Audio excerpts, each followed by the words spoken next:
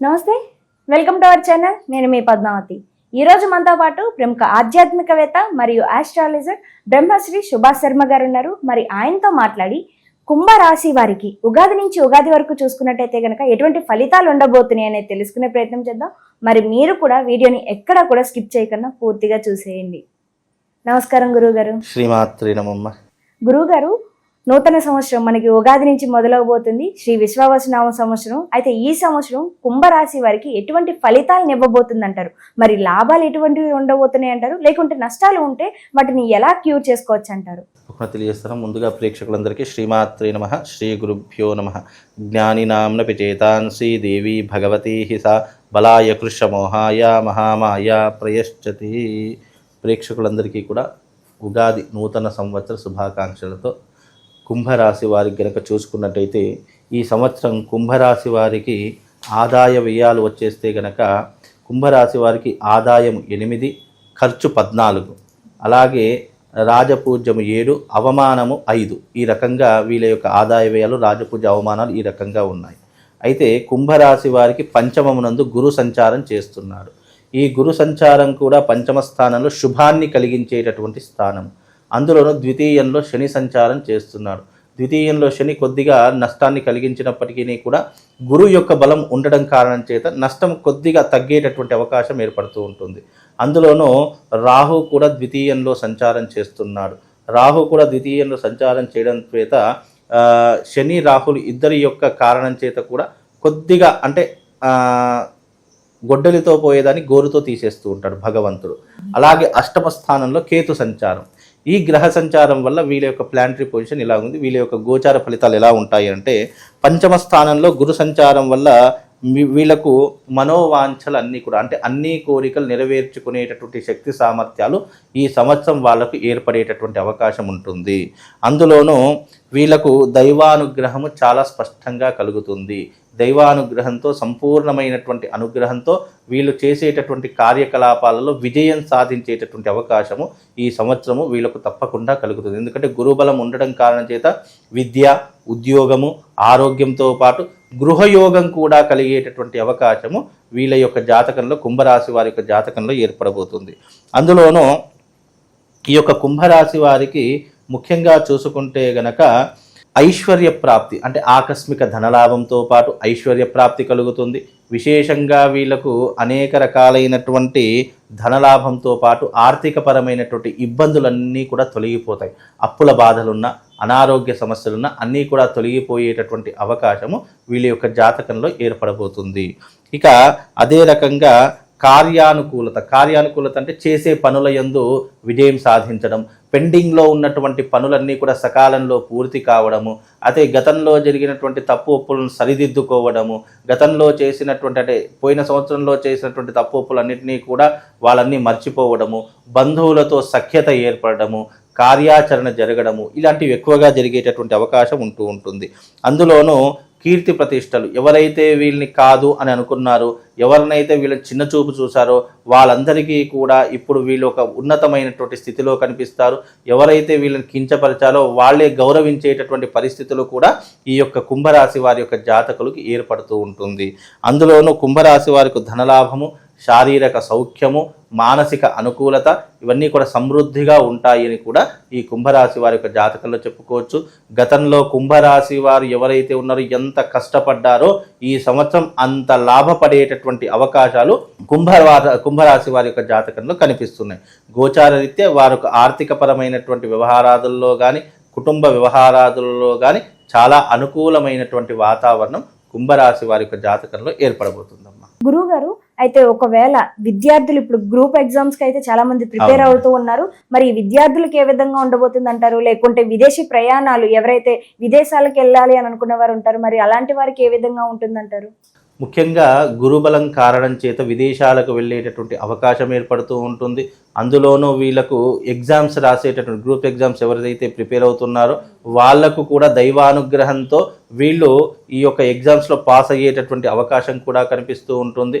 కాకపోతే విద్య అనేటటువంటిది వ్యక్తిగతంగా మనము గ్రహ సంచారాన్ని బట్టి కాకుండా మనం వ్యక్తిగతంగా కష్టపడి ఆ తర్వాత గ్రహ సంచారం యొక్క అనుగ్రహమే తీసుకోవాలి తప్ప కష్టపడకుండా ఈ సంవత్సరం జాతకం బాగుంది కదా అని చెప్పేసి ఇంట్లో కూర్చుంటే ఏమీ రాదు. మనం కష్టపడి మానవ ప్రయత్నంగా మనం ఆచరణ చేసి ఆ తర్వాత దైవానుగ్రహాన్ని వెతుక్కోవాలి తప్ప మానవ ప్రయత్నం ఏదీ చేయకుండా ఏ గ్రహం కూడా సహకరించదు. అది మొట్టమొదటిగా గుర్తుపెట్టుకోవాలి. కనుక మానవ ప్రయత్నంగా మనం చేస్తూ చదువుకుంటూ చాలా జాగ్రత్తగా వ్యవహారం చేసుకుంటూ ఈ ప్రయత్నం చేస్తే గనక దైవానుగ్రహంతో తప్పకుండా ఉద్యోగంలో స్థిరత్వం ఏర్పడుతుంది.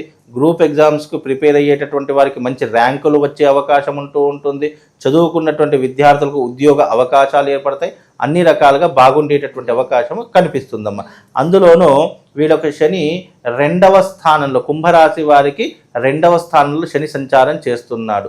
2వ స్థానంలో శని సంచారం వల్ల కొద్దిగా అంటే ఎలాంటి ఇబ్బందులు ఏర్పడతాయి అని అంటే గనక గౌరవాలు కొంచెం తగ్గేటటువంటి అవకాశాలు, అంటే తిట్టేటటువంటి వాళ్ళు, అంటే ఇవన్నీ కూడా ఎలా ఉంటాయి, మనసులో ఉంటూ ఉంటాయి.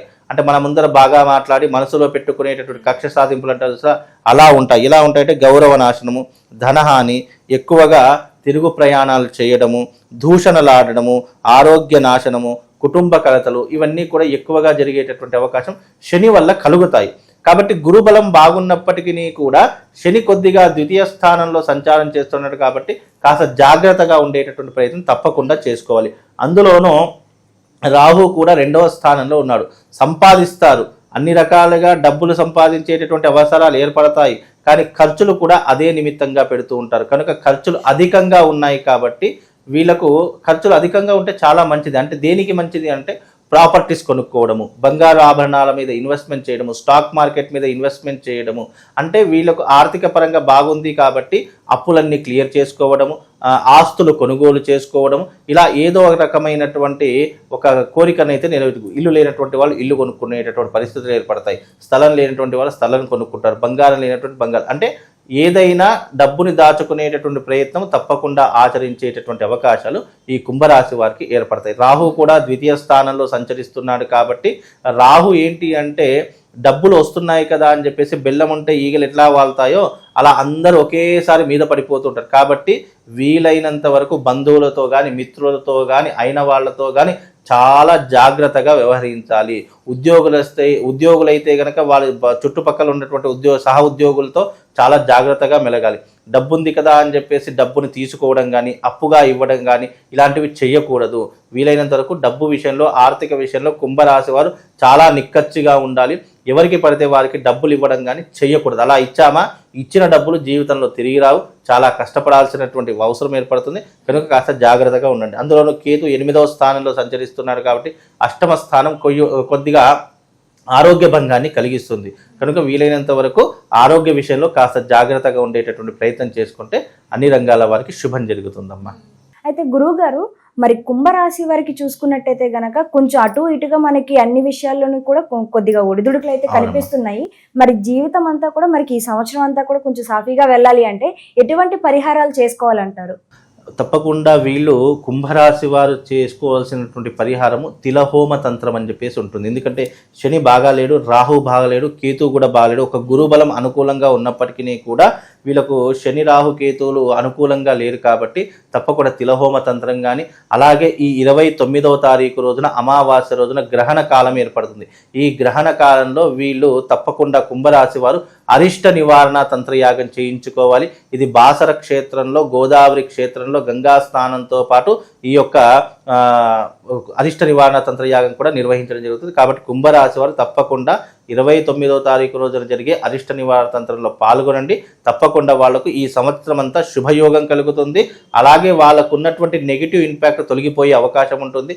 వాళ్ళ మీద నెగిటివ్ ఇంపాక్ట్ పడకుండా వాళ్ళకు ఒక మాల ఇస్తాము. అలాగే రక్షణ యంత్రం కూడా వాళ్ళు పర్సులో పెట్టుకునే చిన్న యంత్రం ఉంటుంది, ఆ యంత్రం కూడా వాళ్ళకి ఇవ్వడం జరుగుతుంది. కాబట్టి అందులోనూ ద్వితీయ స్థానంలో శని రాహు సంచరిస్తున్నారు కాబట్టి ద్వితీయ స్థానం ధనస్థానంగా సూచించడం జరిగింది. కాబట్టి డబ్బులు వస్తాయి, కానీ దాన్ని దాచుకునేటటువంటి పరిస్థితులు మీ జీవితంలో ఏర్పడవు. కాబట్టి అలా ఆ యొక్క నెగిటివ్ ఇంపాక్ట్ మీ జీవితంలో తొలగిపోవడానికి తప్పకుండా అరిష్ట నివారణ చేసుకోండి. వాళ్ళకు శుభం లాభం కలుగుతుందమ్మా.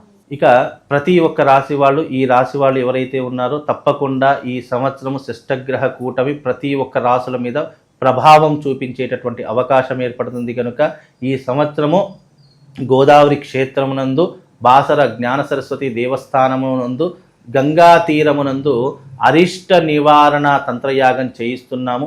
12 రాశుల ప్రతి ఒక్కరూ కూడా ఈ యొక్క యాగంలో పాల్గొనాలి.